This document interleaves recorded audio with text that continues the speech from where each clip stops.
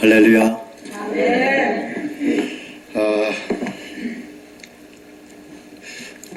그렇게 오랜 시간이 안 되었는데 제가 와서 처음으로 인사한 지가 몇 개월 안 됐는데 벌써 이렇게 또 떠난다고 이 자리에 섰으니까 굉장히 마음이 이렇게 편하지는 않습니다. 저는 이제 월요일 날 하나님께서 주신 다시 제2의 사역을 위해서 한국으로 떠납니다. 이틀 동안에 저는 그 떠남을 준비하기 위해서 여기서 좀 떨어진 오션쇼에 가서 그 바닷바람을 맞아가면서 제 마음속에 있던 걸 좀 정리하는 시간을 가졌고요.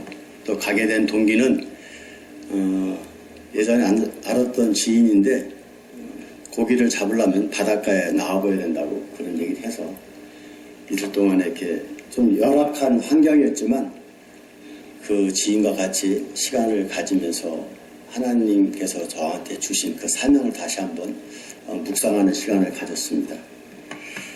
묵상하는 가운데서 참으로 제가 이 교회에 빚진 것을 깨닫고 또 이 시간을 통해서 감사를 드립니다. 목사님을 비롯해서 많은 분들이 저를 또 따뜻하게 맞아주셨고 또 그 덕분에 짧은 시간이지만 저에게는 진정한 안식을 할 수 있는 시간이었습니다. 여러분 정말 감사합니다.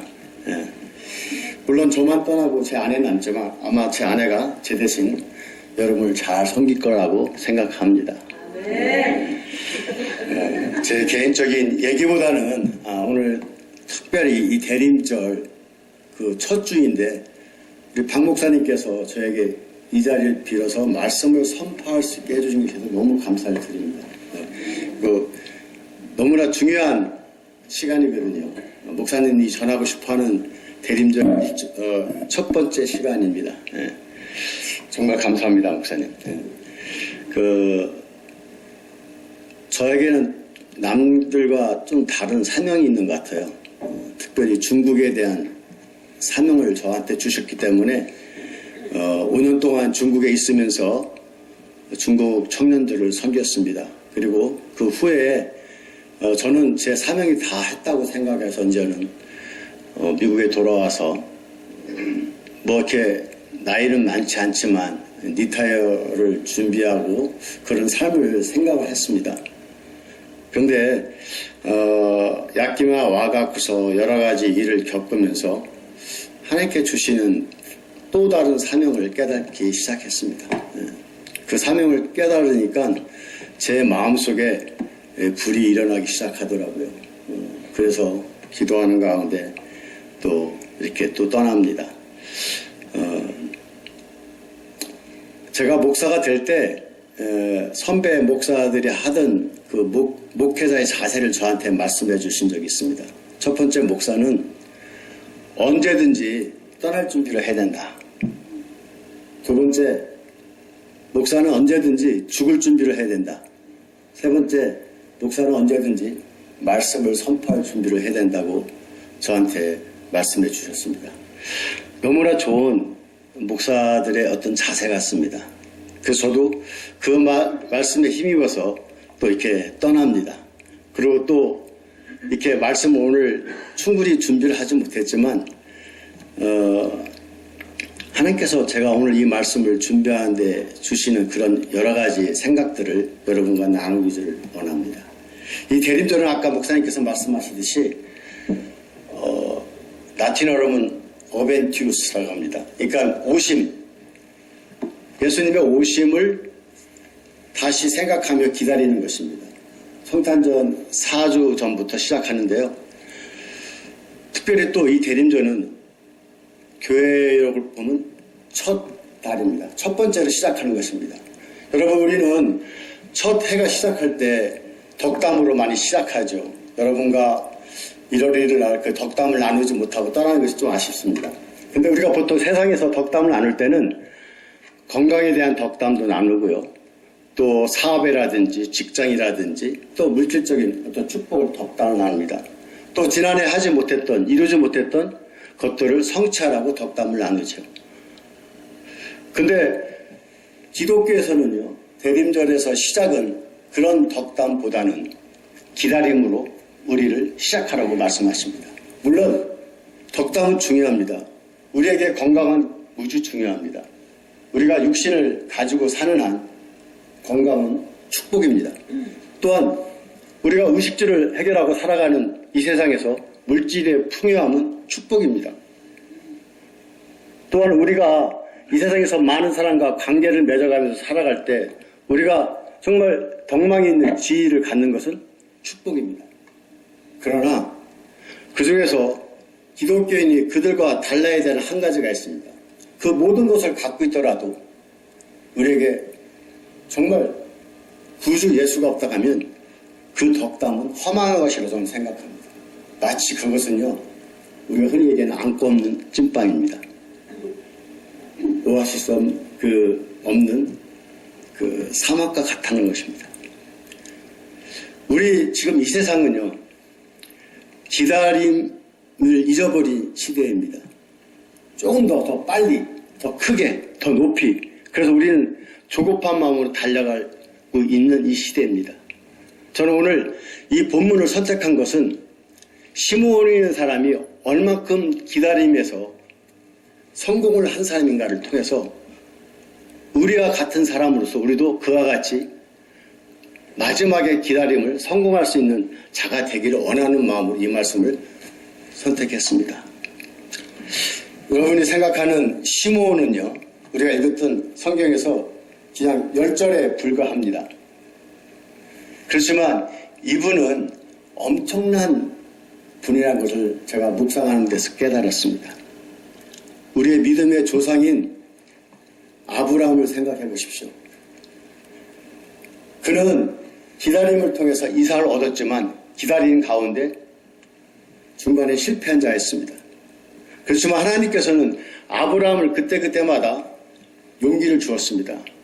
아브라함이 기다리는 동안에 지쳐있을 때 아브라함을 정말 캄캄한 밤하늘에 데리고 나가서 이렇게 수많은 별들을 보고 저 별들을 세어봐라 하면서 저 별들과 같이 내가 내 후손을 저렇게 번성하게 하겠다는 말씀으로 흔들리는 아브라함을 붙잡아 줬습니다.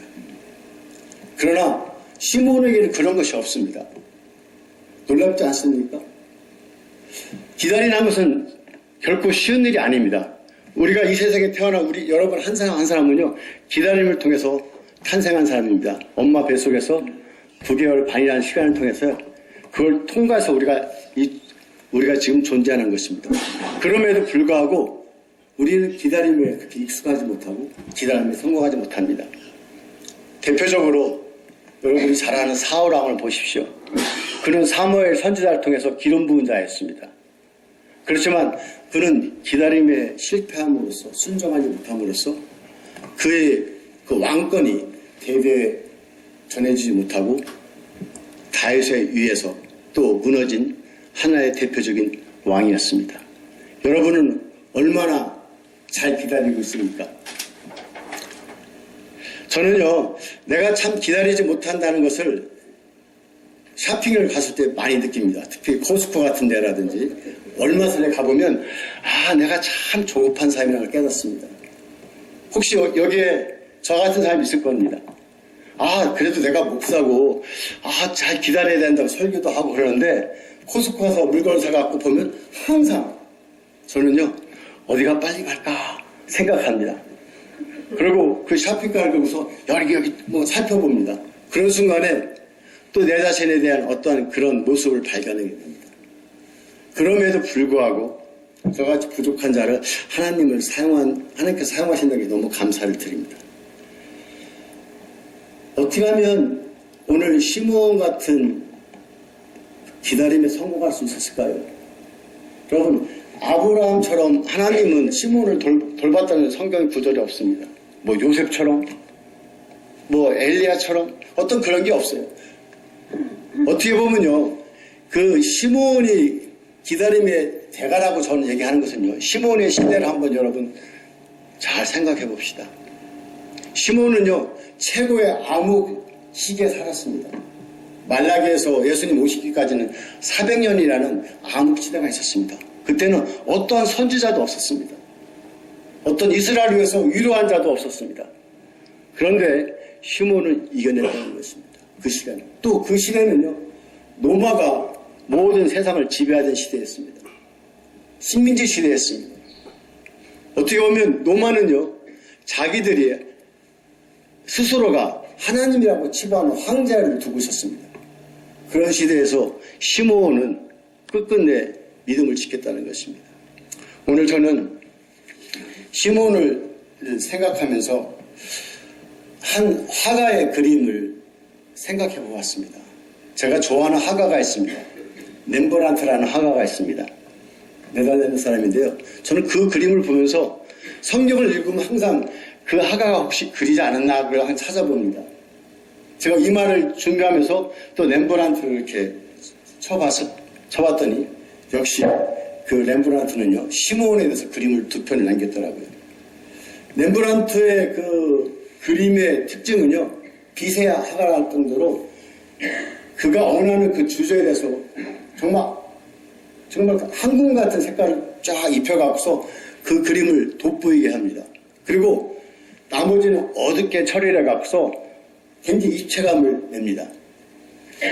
어떻게 저렇게 렘브란트가 그림을 그렇게 그릴 수 있을까 생각을 해봤는데, 렘브란트는 사시였습니다. 사시. 삿발뜨기입니다. 여러분 삿발뜨기 알죠?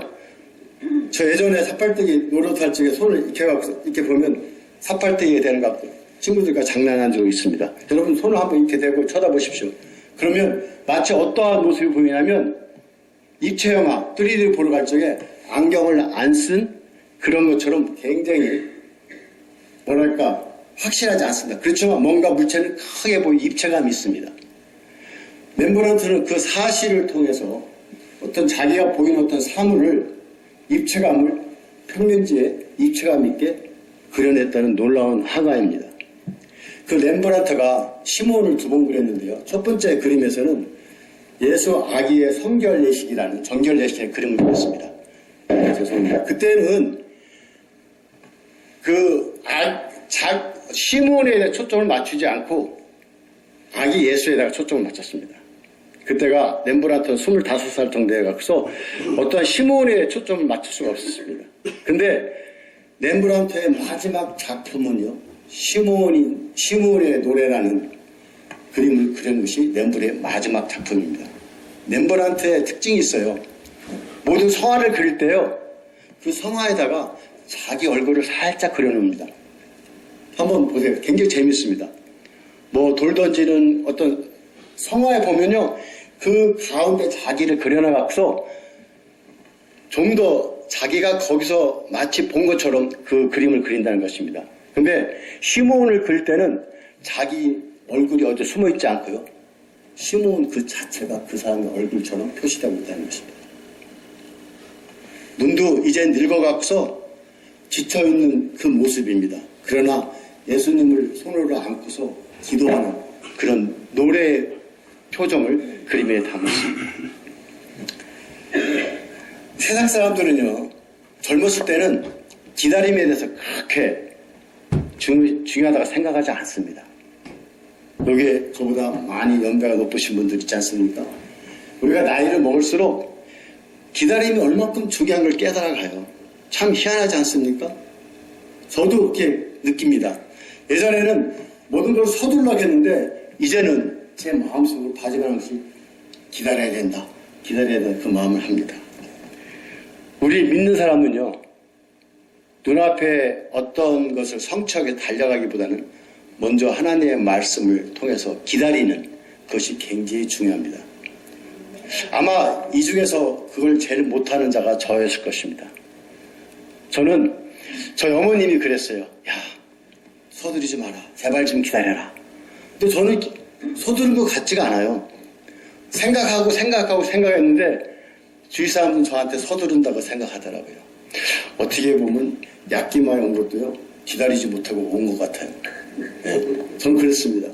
제 아내가 교통사고를 올해 3번이나 당했습니다.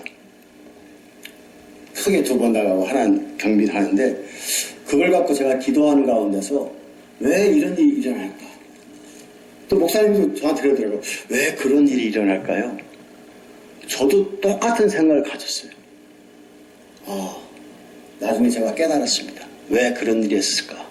그건 하나님이 저한테 주신 메시지였어요. 저는 사실 약기마에 왔을 때 나머지 삶을 좀 편하게 살라고 왔어요. 이제는 목회하지 않고 제가 어제 이렇게 말씀을 준비하는데 막 머리가 좀 아프더라고요. 좀 고통스러워요. 묵상을 정리해야 하는데 오늘 아침에도 머리가 아프더라고요. 너무 아파요. 그러니까 아마 목사님도 항상 말씀을 전할 때 그런 혈압이 좀 올라갈 거예요. 의사들이 얘기합니다. 혈압이 가장 많이 올라가는 시기가요. 목사님들이 단에 올라갈 때가 그때가 혈압이 제일 많이 올라간대요. 스트레스를 받는데요. 물론 전할 때 기쁨은 있습니다. 그렇지만 그 준비 과정은 사실은 아기는 안 나와봤지만 그런 고통을 꼭 따릅니다. 거기서 벗어나서 저는 기쁨이 있었어요. 여기 앉았을 때 너무나 편했어요.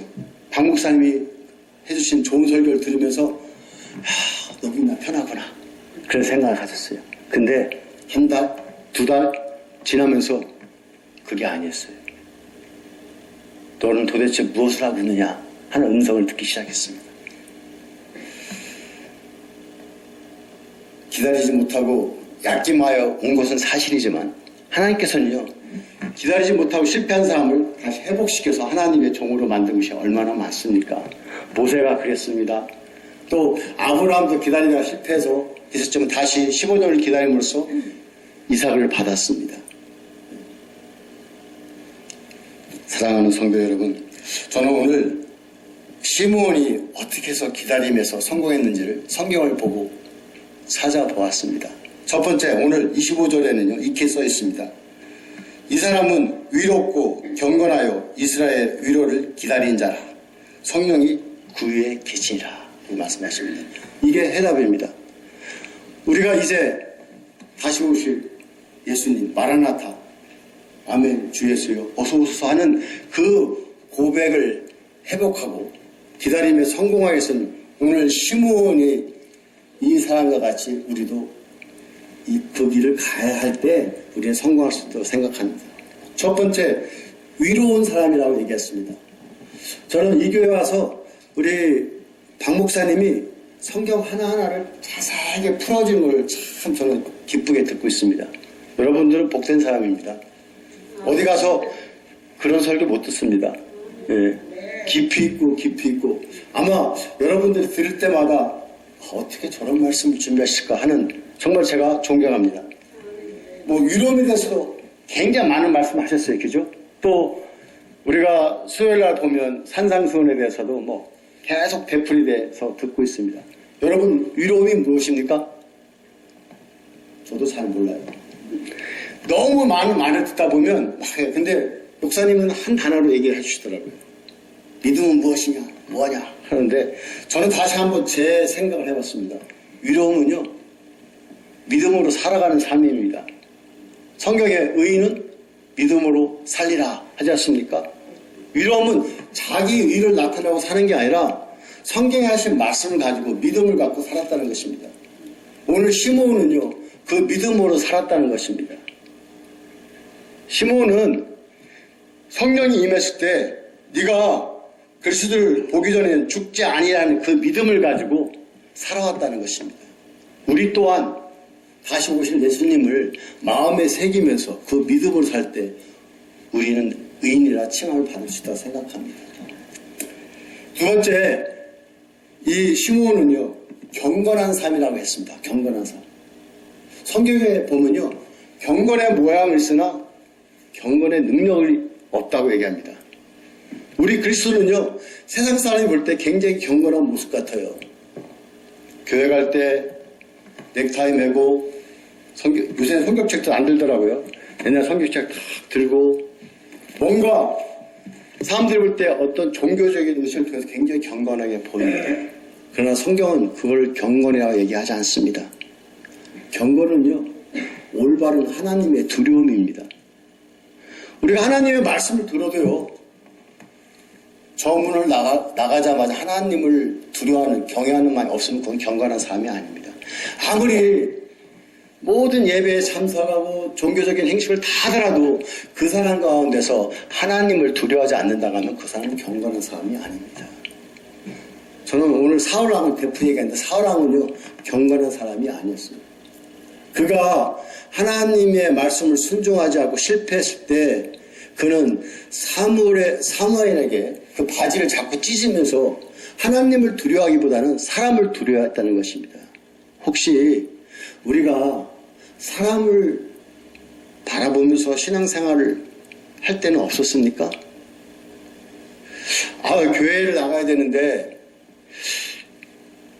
오늘은 쉬고 싶어. 근데 오늘 안 나가면 목사님이 뭐라고 하시겠지.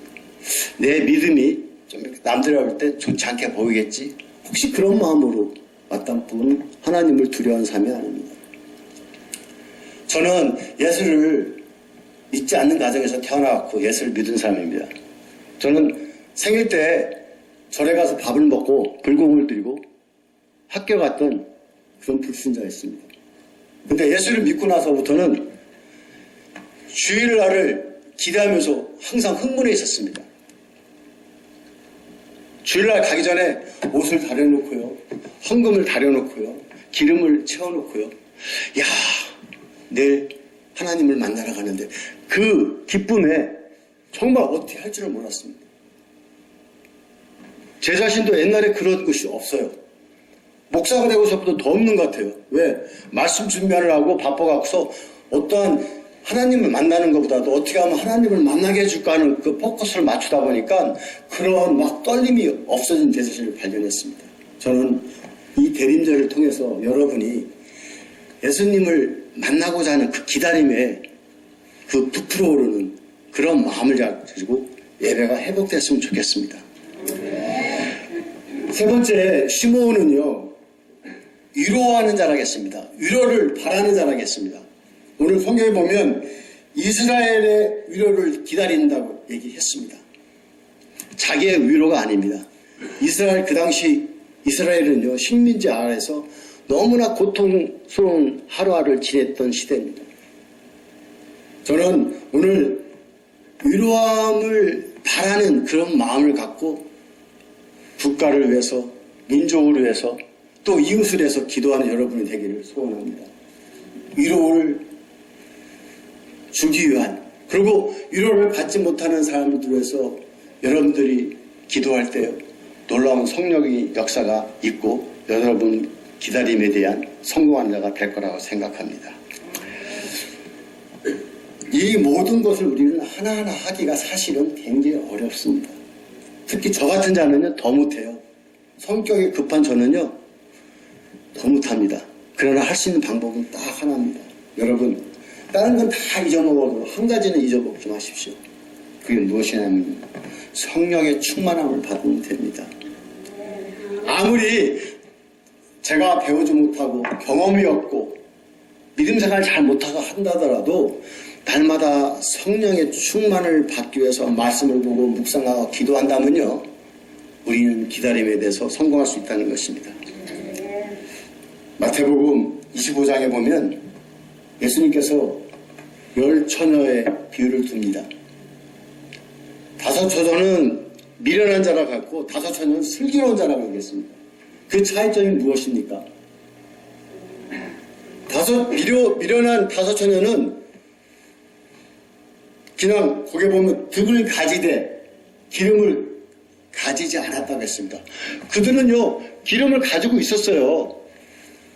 등에 기름을 갖고 있었습니다. 그러나 슬기로운 사람은 따로 기름을 준비하지 않았다는 것입니다. 우리가 교회 나와서 예배를 드리고 여러분 생활 가운데서 묵상을 하며 하나님과 교제를 합니다. 은혜를 받습니다. 그런데 그거로 부족하다는 것입니다. 좀 더 충분하게 준비해야 된다는 것입니다. 이 사울왕은요 사무엘과의 약속에 있어서 사무엘이 7일이 지난 다음에 7일이 되면 온다고 했을 적에 그는 그때까지 기다렸습니다. 어떻게 보면 약속을 지켰어요. 근데 사무엘이 늦게 오자 그 약속을 지키지 않고 자기 스스로가 예배를 드렸다는 것입니다. 저는요, 사울함이 굉장히 억울한 사람 같아요. 어떤 때는 보면요. 그렇지 않습니까? 사무엘이 늦게 왔기 때문에 그런 거 아닙니까? 그런데 우리가 깨달을 점이 있습니다. 미련스러운 5 처녀들은 등불을 가져있으면 따로 기름을 준비하지 않았다는 것입니다. 우리는 예수님이 언제 오실지 몰라요. 그러나 날마다 깨어서 성령의 충만함에 기름을 준비할 때 우리는 기다림에 성공하는 자가 될 거라고 좀 믿습니다. 사랑하는 여러분, 오늘 여기 예배에 참석하신 분들은 기다림의 진행형입니다. 저는 여러분에게 말씀드리고 싶습니다. 좀 더 기운을 내자. 좀 더 참고 기다리자. 이제 마지막 때가 다가오고 있음을 여러분에게 선포합니다. 얼마 전에 3일 전에 중국에서 연락이 왔습니다. 제가 잘 아는 한 집사님인데 예전에는 한국 교회가 예배 드리는 것을요 중국 공안에서 건드리지는 않았습니다. 그냥 감시만 했지. 근데 갑자기 한국 교회를 해산시켰다는 것입니다. 이제는 중국의 모든 한국 교회를 지금 해산시키고자 그 작업에 들어갔다 합니다. 그래서 예배를 드리지 못하고 교회에서 모이지 못하고 이제는 가정교회에서 자기들이 예배를 드린다고 합니다. 제가 이 말씀을 왜 드리냐면요. 지금 세상은 그렇게 마지막 전쟁에 들어가 있다는 것입니다. 우리가 지금 무엇을 해야 될지 한번 생각해 봅시다. 우리가 그대로 그 상황을 받아들이고 아무것도 하지 않아야 되겠습니까? 저는 여러분의 눈을 떠서 한번 주위를 보십시오. 수많은 이슬람권에서 온 사람도 있고 뭐 인도라든지 또 공산권에서 탄압도 하던 많은 그런 문화권에서 온 사람들이요 여러분의 주위에 있을 것입니다. 제가 이번에 한국에 나간 것은 수만 명, 수십만 명의 사람들이 지금 한국에 있다는 것입니다. 저는 하나님께 주신 사명이 그들을 향해서 한 사람의 영혼이라도 구원하기 위해서 저는 가고 있습니다. 여러분, 제 자신을 제가 볼 적에 저는 굉장히 부족한 사람입니다. 저는 목사가 될 수 있는 사람이 아니에요. 예전의 삶도 그렇고요. 목회를 하면서도 성질을 못 이겨서 실패한 적도 참 많습니다. 그런데 왜 하나님이 저를 또 사용하실까 하는 것은 그래도 하나님의 향한 그 열정이 있기 때문에 그러지 않을까 하는 마음을 갖습니다. 여러분, 그냥 목적이 없는 기다림은요 실패할 수밖에 없습니다. 여러분 마음속에 다시 오실 예수님을 소망하고 기다린다면 여러분의 삶이 날마다 말씀으로 성령의 충만으로 채워진다고 생각합니다. 저는 감명받는 이 소망교회에서 중요한 것은요 선교사들을 위해서 꼬박꼬박 대표 기도하신 분들이 기도를 하시더라고요. 비록 제가 떠나더라도 저를 위해서 기도해 주십시오. 저는 기도로서 살아가는 삶입니다. 여러분이 기도해 주신다면 저의 사역은 틀림없이 성공한다 생각합니다. 제가 생각이 안 나면 저기 혼자 앉아있는 우리 아내를 보고서 저 사람을 위해서 기도해야 되겠다 하신다면 틀림없이 기도가 될 것입니다. 여러분, 저는 오늘 성찬식도 하나의 기다림의 그 과정이라 생각합니다. 제가 부탁드립니다. 목사님께서 저를 축복해 주시고 여러분이 축복하는 가운데 파송을 받고 싶습니다. 어떤 물질적인 걸 제가 여러분한테 바라는 것은 아닙니다. 제가 가는 것은 다시 시작합니다. 모두 허벌판에 그냥 건물만 떡 있는 그것이 저의 개척지입니다. 그러나 여러분이 날마다 지금처럼 기도를 해주신다면 제가 뭐 1년에 한 번은 돌아오겠죠. 그때마다 아름다운 그림으로 여러분에게 열매를 보여드리겠습니다. 다시 한번 감사합니다. 이 대림절 첫 주 날 또 이 귀한 자리를 또 말씀으로 여러분과 교제할 수 있도록 선포할 수 있도록 또 허락해 주신 우리 목사님 여러분 다시 한번 예수님 이름으로 축복합니다. 감사합니다.